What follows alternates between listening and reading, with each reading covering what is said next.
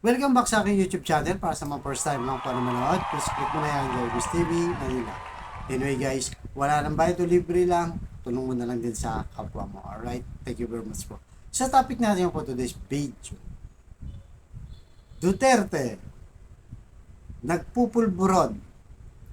Literal guys, iniinis nga ba, nilalaro itong ating Pangulong Bongbong Marcos, di ba?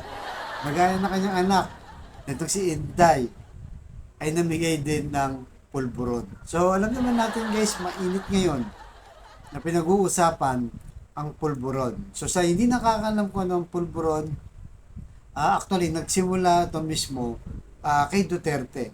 Kung maalala nyo ang sabi niya noon na itong si BBM, although hindi naman niya binanggit na pangalan, pero sa kanyang clue, talaga namang siya yung tinuturo. 'Di ba?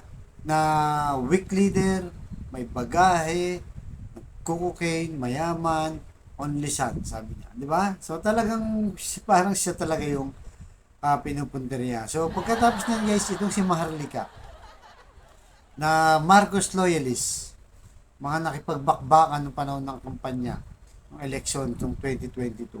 At ngayon, number one ang kritiko ni BBM na sinasabi niya may video ng pulburon na di umano'y gumagamit itong si Pangulong Marcos ng cocaine o drugs. So, hanggang sa kumalat yan, actually last year pa yan, 2022. Pero ngayon nabuhay muli. Dahil yan ang mga pinambabanat ng mga kumukontra sa gobyerno ni BBM. Kasama na dyan yung mga ibang DDS dyan guys na talagang pinapakalat dyan. At nung isang araw, di ba, nag-press con itong si Digong na sinyat down guys, sinyat down yung usapin ng pulburon.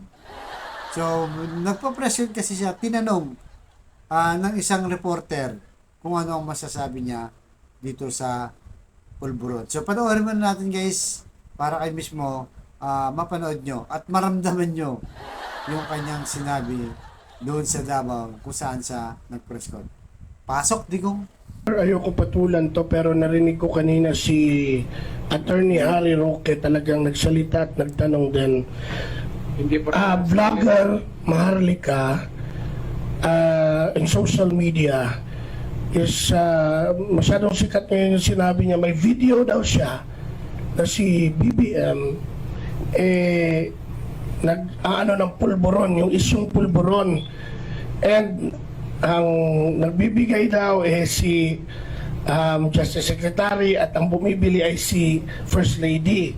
Pero this becomes an issue ngayon at kanina nagtanong si Harry Roque, narinig ko, what if ito ay totoong may video, what would happen to the country kung mapatunayan? Even yun, narinig din kita before, may sinabi ka regarding a leader na nagko-cocaine. I just don't know who it is, but right now may lumalabas po na ganyan. wala yan. Yan video. Well, I can say that every hindi lang leader, lang leader dito, karaming mayor dito nagko-cocaine.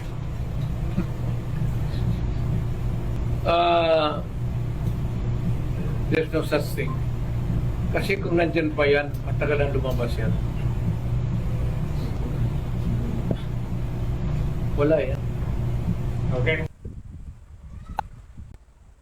So yun guys, napanood nyo, di ba? Talaga namang sinyat down niya o pinatay ang issue ng video ng pulburon. Ano sabi niya? Wala yan. Kung meron lang yan, matagal na yan nilabas. Kaya pagkatapos ng sabihin yun guys, tuwang-tuwa ang mga Marcos loyalists, mga Marcos vloggers na sinasabi na, oh yan, nilagdag na kayo ni Duterte. Sabi sa mga DDS vloggers. Kasi di ba isa sa mga nagpapakalat ng mga DDS vloggers. So, nung sinabi ni Duterte yon, talagang inaasar ng mga Marcos loyalists, itong mga DDS vloggers. At talagang sa tingin naman natin, talagang napahiya sila. Kasi nga, ito nga yung pinapakalat at pinamumuka sa mga Marcos loyalists o mga vloggers ni BBM. Pero ngayon guys, isang araw lang nakalipas at dalawang araw na maigit lumipas. Eto na ngayon ang picture ni Digong. Ayun guys, literal na nagpupulburod sa kanyang picture, di ba? Talagang nang-aasar lang. Nang-aasar lang. Pagkatapos nang sabihin na wala, hindi totoo yan. At ngayon naman kumakain siya ng video. So pagkatapos na yan, yung mga ibang statement pa, sabi pa ni Duterte noon, kasi ito sinabi ni Duterte noon, sabi niya, si Marcos ay hindi ako believe dyan. She's really a weak leader.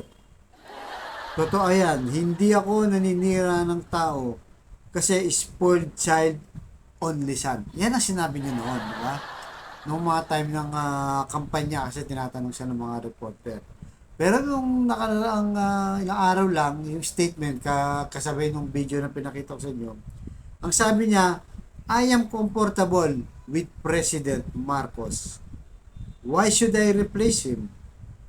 And who I am to replace him in this time of my life. So, nung una, binabanatan niya itong si BBM, pero may pinupuri niya na. At sino naman ako para pumunta sa amin. So, nakikita natin guys, yung style ni Digong, doble cara, di ba? Pwede siyang mabait, pwede siyang, kunwari, kakampi, at tapos tumitira naman. Ganyan ang style niya guys, di ba? So, dito, tingnan natin, parang nilalaro lang ba talaga ni BBM, ay ni Duterte itong si BBM? Kasi sabi niya rin doon sa statement niya, di ba? Na gusto niya makausap itong si Pangulong Bongbong Marcos para ipakiusap naman itong si Kibuloy regarding sa kanyang SMNI. Di ba? Pagkatapos niyang tirahin, tapos niya bait-baitan naman siya. Ganon din guys ang ginawa ni Inday Sara. Di ba? Mas nauna natin itong binlag. Meron siyang pinakitang video na kung saan namigay ng pulburon sa bata at nagtatawanan pa yung paligid. At ang sinabi niya, kainin mo yan, ng 1 linggong pag-ibig, masarap yan, nakaka-addict yan. Right? So, panoorin muna natin itong si Inday. Throwback muna tayo guys. Pasok, Inday. Ang dami mong gituin. Sabihin yan, good boy, very good boy. The best student. Teacher. Ben? Teacher Ben. Sabi mo kay Teacher Ben na nagkausap tayo. Sabi mo sa iyo, congratulations dahil ang dami mong stars. Alam ko yan, pag madaming stars, ibig sabihin mabait, magaling, at matulungin. Ayan! See? Sarap yung merienda ko. Sarap yan. Hindi sa'yo na yan lahat. Araw-araw. Monday, Tuesday, Wednesday. Sunday. Isang linggo. Pag-ibig ka. Pulburo. Okay? Sarap yan. Makakaan. Thank you po. Kainin lahat. So guys, napanood niyo, di ba? Tuwang-tuwa pa yung mga parang aasar din, di ba? Yung nasa paligid niya. Sabi niya, Lunes, Martes, Biyernes, Sabado, Linggo, 1 linggong pag-ibig. Kainin mo yan. Masarap yan. Nakaka-addict yan. So parang may pinapatamaan talaga, di ba? So ito mag-amang to, di ba? So, ito yung sa unit team guys. Katandem ni BBM itong si Sara. Ano na talagang nangyayari sa unit team? Wala na guys. Talagang wasak na wasak na. At kung mapansin natin itong si Sara, hindi na rin nagpapakita sa tuwing may send-off o pupunta ng ibang bansa. Itong si BBM. Wala na siya. Protocol yun guys. Pag umaalis ng bansa ang presidente, halos lahat ng cabinet member nandun. Lalo na yung vice president. Pero itong nakaraan lang, wala na. Nung sa Tokyo guys. At yung pagdating ng presidente, wala din siya. Hindi na rin siya halos nagpapakita. So talagang sinyalis to na wasak na ang unit team. Diba? So, yun ang sinasabi natin. Nilalaro lang ba ito ni Duterte itong si Marcos, di ba? Kasi sinasabi niya weak leader nga, di ba? Talagang kung saan niya makita na talagang na kaya niyang laruin, ay doon siya babanat. Kaya guys, ano sa tingin nyo? Malaya kayong mag-comment, di ba? Itong si Duterte, nakita natin sa mga statement niya, hindi lang naman yung para kay Marcos, di ba? nung sabi niya, nung nangangampay niya sa West Philippine Sea, sasakay ako ng jet ski, sabi niya, di ba? Pupunta ako doon sa West Philippine Sea, magtatayo ako ng bandera ng Pilipinas. Sasabihin mo sa China, amin yan. So, nung naupo na siya, ano nangyari? Inamin niya, di ba, nung bago matapos sa kanyang terminal, di, joke lang yun, siyempre, nakakampay niya lang. Di ba, parang insulto sa ating mga taong bayan. Pagka ganun, mainit na usapan, seryoso ng West Philippine Sea dahil sa agawan ng teritoryo, dahil sa atin naman talaga yan. Tapos joke lang pala nila. Bukod doon, di ba, yung 3 to 6 months, tatapusin ko yung droga na yan, sabi niya. So pagkatapos ng 6 years, wala rin.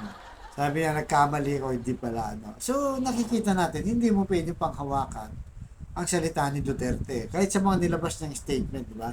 Kahit nung unang tumakbo pa siya, guys, di ba? 2015. Ano sabi niya? Hindi ako tatakbong pagka-presidente. Sabi niya, di ba? Tapos nung uli, tumakbo rin. Di ba? Na bilang siyang presidente ng ating bansa. So, nakikita niyo guys, doble cara. Ako tawag ko dyan, doble cara. Pwedeng mabait, pwedeng totoo, pwedeng sinungaling lang, pwedeng joke lang. So, hindi mo talaga pwedeng panghawakan. Kung wala siyang, hindi mo pwedeng panghawakan yung pag nagsabi siya, totoo, baka hindi pala totoo, baka joke lang yan, di ba?